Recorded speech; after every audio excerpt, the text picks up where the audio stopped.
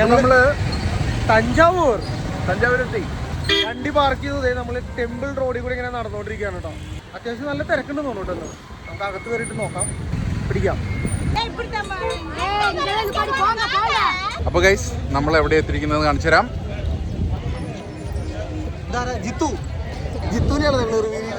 തഞ്ചാവൂർ പെരിയ കോവിലാണ് നമ്മൾ എത്തിയിട്ടുള്ളത്, Brihadeeswara temple. Okay, അപ്പൊ നമുക്ക് അകത്തോട്ട് പോയിട്ട് അവിടെയുള്ള കാഴ്ചകൾ കാണാം. അവിടെയാണ് ഏറ്റവും കൂടുതൽ കാണാനുള്ളത്. ഓക്കെ, അകത്ത്.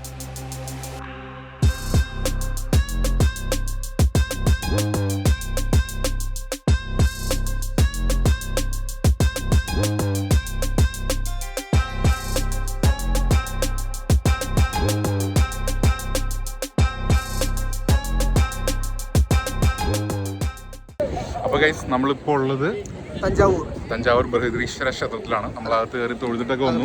അവിടെ പ്രധാനമായിട്ടൊരു വലിയൊരു ശിവലിംഗം അല്ലേ? അതെ, വലിയൊരു ശിവലിംഗം മാത്രമേ കാണുന്നുള്ളൂ, വേറെ ഒന്നുമില്ല.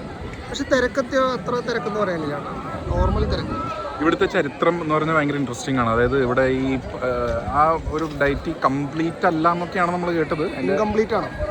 അതായത് ഇവിടെ രാജാക്കന്മാരോ പൊളിറ്റീഷ്യൻസോ ഒക്കെ ഇവിടെ വന്ന് പ്രാർത്ഥിക്കാറില്ല. കാരണം പ്രാർത്ഥിച്ചു കഴിഞ്ഞാൽ അവരുടെ പദവി പോകും എന്നൊക്കെയുള്ളൊരു ഇതുണ്ട്. അങ്ങനെയുള്ള പല അനുഭവം ഇന്ദിരാഗാന്ധി, രാജീവ് ഗാന്ധി, അങ്ങനെ പലർക്കും ഉണ്ട്. അപ്പോൾ അതുകൊണ്ട് ആ ഒരു ആംഗിൾ ഉണ്ട്. അത് നമ്മൾ അങ്ങനെ പറയുന്നത് ശരിയല്ല, അതുകൊണ്ടാണ് അങ്ങനെ ഒരു ഡൗട്ട് എന്നുള്ള രീതിയിൽ പറഞ്ഞത്. പക്ഷെ അതുണ്ട്. പക്ഷെ എന്നിരുന്നാലും ഇതിൻ്റെ ഒരു സ്കെയിൽ എന്ന് പറയുന്നത് നമ്മൾ ആരുടെയും കണ്ണടിച്ചു പോകുന്ന, കണ്ണഞ്ചിപ്പിക്കുന്ന രീതിയിലുള്ള സ്കെയിലാണ്. നമ്മളിതിൻ്റെ അടുത്തോട്ട് വരുമ്പോഴാണ് ഇതിൻ്റെ ശരിക്കുള്ള ആ വ്യാപ്തി മനസ്സിലാവുന്നത്. കണ്ടോ, പുറകിൽ കണ്ടോ. പിന്നെ അത് മാത്രമല്ല, ഈ അമ്പലം ആക്ച്വലി ഒരു അമ്പലം എന്നൊരു കോൺസെപ്റ്റിനേക്കാൾ കൂടുതൽ ഒരു കോട്ട പോലെയാണ് സെറ്റ് ചെയ്തിരിക്കുന്നത് അല്ലേ? ഒരു ടിപ്പു സുൽത്താൻ്റെ ഒരു കോട്ടയിൽ കയറുമ്പോൾ ഉണ്ടാവുന്ന പീരങ്കി വെക്കാനുള്ള സ്റ്റാൻഡ്, പുറത്ത് കിടങ്ങ്, അങ്ങനെയൊക്കെ ഒരു കോട്ട രൂപത്തിൽ പല കാലങ്ങൾ കഴിയുമ്പോൾ പലരുടെയും അതായത് ഞാൻ മനസ്സിലാക്കിയത് മറ്റേ മറാഠാസ് ആണ് ഏറ്റവും അവസാനം ഇതിൻ്റെ ഔട്ടർ ലെയറും കാര്യങ്ങളൊക്കെ മെയിൻറ്റെയിൻ ചെയ്തത്. അപ്പോൾ ഈ ഗോപുരം പൊക്കിയത് അവരാണ്. അതേപോലെ ഈ പുറത്ത് ഇൻവേഷൻസ് ഒക്കെ വന്നപ്പോൾ ഇതിനെ പ്രൊട്ടക്ട് ചെയ്യാൻ വേണ്ടിയിട്ട് ഒരു ഔട്ടർ ലെയർ, അത് കണ്ടു കഴിഞ്ഞാൽ മനസ്സിലാവും. അതും ഇവിടുത്തെ കൺസ്ട്രക്ഷൻ തമ്മിൽ നല്ല വ്യത്യാസമുണ്ട്. ഓക്കെ, പക്ഷെ സംഭവം ഭയങ്കര വലിയൊരു ഇതാണോ, നമ്മൾ വിചാരിക്കുന്ന പോലെ ചെറിയ സാധനമല്ല.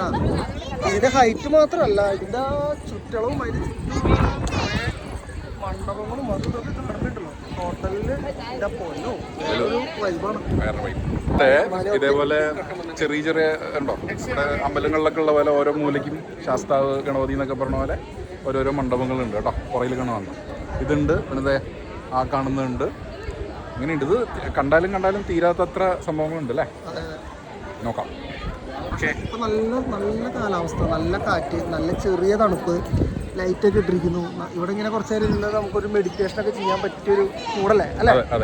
സത്യം പറഞ്ഞാൽ നമ്മൾ കുറച്ച് നേരം എന്തായാലും ഇവിടെ എവിടെയെങ്കിലും കുറച്ച് നേരം ഇതുണ്ട്. ഇവിടുത്തെ ഈ സൈഡിലത്തെ കണ്ടോ, ഇത് മണ്ഡപങ്ങളാണ്. ഇത് കണ്ടോ, ഇത് ചുറ്റിനും ഇങ്ങനെ മണ്ഡപങ്ങളുണ്ട്. അതിൻ്റെ അകത്ത് പണ്ട് ഈ നർത്തകന്മാരും പിന്നെ ഈ മ്യൂസീഷ്യൻസ് ഒക്കെ താമസിച്ചിരുന്ന സ്ഥലമാണ്. അപ്പോൾ ഇതിൻ്റെ ചുറ്റുമുണ്ടത്.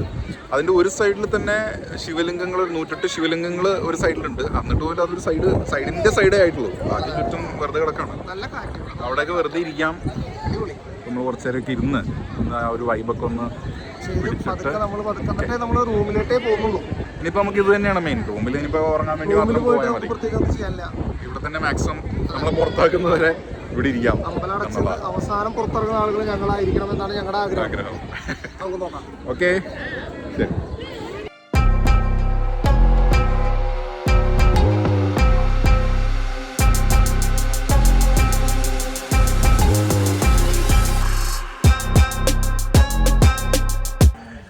അപ്പോൾ ഹലോ ഗൈസ്, നമ്മൾ 10:15 എവിടെ എത്തി?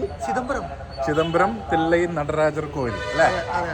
അപ്പോൾ ഭക്ഷണമൊക്കെ കഴിച്ചു. നമ്മൾ വേഗം പോകണം. ഇന്ന് കുറച്ച് ടൈറ്റ് സ്കെഡ്യൂളാണ്. നമുക്ക് ഇവിടുന്ന് ഒരു 1 മണിക്ക് ഇറങ്ങണം. അപ്പോൾ അതുകൊണ്ട് നമുക്ക് വേഗം പോവാം. ഓക്കെ,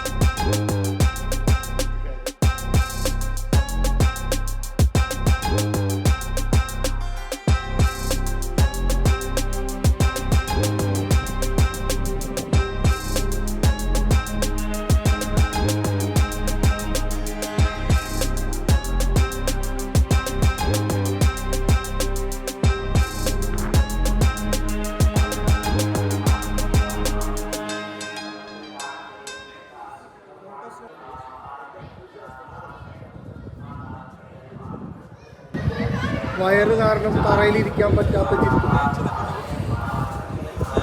ഓക്കെ ഗൈസ്, അപ്പോൾ നമ്മൾ മോനെ വാ, നാണിച്ച് നിൽക്കല്ലേ.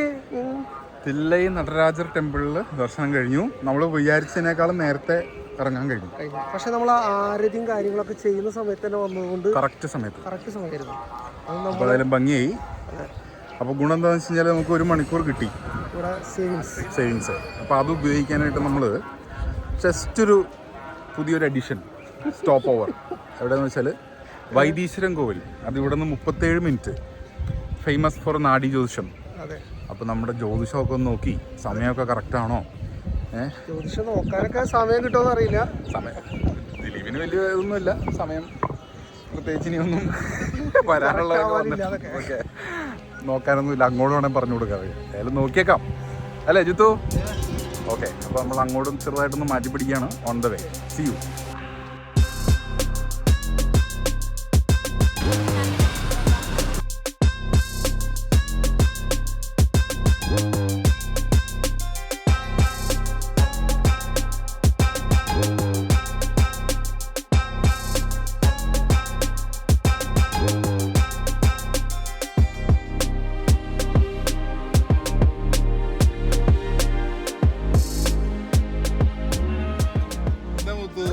സന്തോഷം, മുഖത്തൊരു പ്രസന്നത.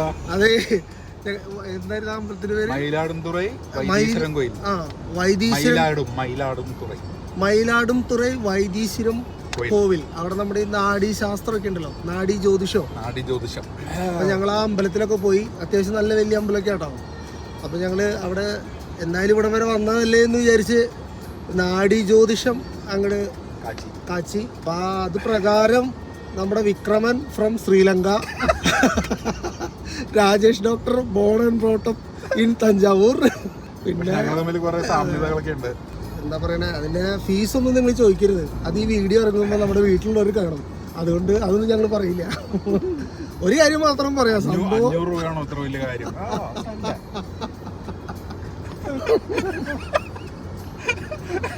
Budget friendly trip. നല്ലൊരു എക്സ്പീരിയൻസ് ആയിരുന്നു. അതെ, നന്നായിരുന്നു. നമ്മളതിനെ കുറിച്ചൊന്നും പറയുന്നില്ല. അതെ, ശരി. അപ്പൊ ആരും പോയി തല വെച്ച് കൊടുക്കണ്ടെന്നുള്ളൊരു ചെറിയ അഭിപ്രായം എനിക്കുണ്ട്. അത് മാത്രം പറയുന്നുള്ളൂ. അപ്പൊ അത് കഴിഞ്ഞു, അവിടുത്തെ പരിപാടി കഴിഞ്ഞു. നമ്മളിനി നേരെ പോകുന്നത് മധുരൈ. രാവിലെയാണ് ഞങ്ങൾ പ്ലാൻ ചെയ്തിരുന്നത്. പക്ഷെ ഇത്രയും ദൂരം ഇനി രാത്രി ചെന്ന് വീണ്ടും രാവിലെ എണീറ്റ് ഓടാൻ വയ്യ. അപ്പൊ നാളെ ഞങ്ങൾ കിടന്നുറങ്ങി ഒരു 10-11 മണിക്ക് വരെ കിടന്നുറങ്ങാൻ തന്നെയാണ് തീരുമാനം. അതുകൊണ്ട് ഉച്ചയ്ക്ക് ശേഷം ഞങ്ങൾ അമ്പലത്തിൽ പോകും. അമ്പലമൊക്കെ ഒന്ന് കാണും. പറ്റുകയാണെങ്കിൽ മധുരയിലൊക്കെ ഒന്ന് കറങ്ങും. മാനസികമായും അതെ, ശരി. അപ്പൊ നമുക്ക് നേരെ ഇനി മധുരയിൽ ചെന്നിട്ട് കാണാം. മധുരയ്ക്ക് പോവാല്ലേ ജിത്തു? ജിത്തുനോട് ഞങ്ങളുടെ കൂട്ടത്തിലെ ബുദ്ധിമാൻ ജിത്തു ആണെന്ന് ഞങ്ങൾ ഡിക്ലെയർ ചെയ്ത് കഴിഞ്ഞു. തീരുമാനിച്ചു, മനസ്സിലായി. ബൈ.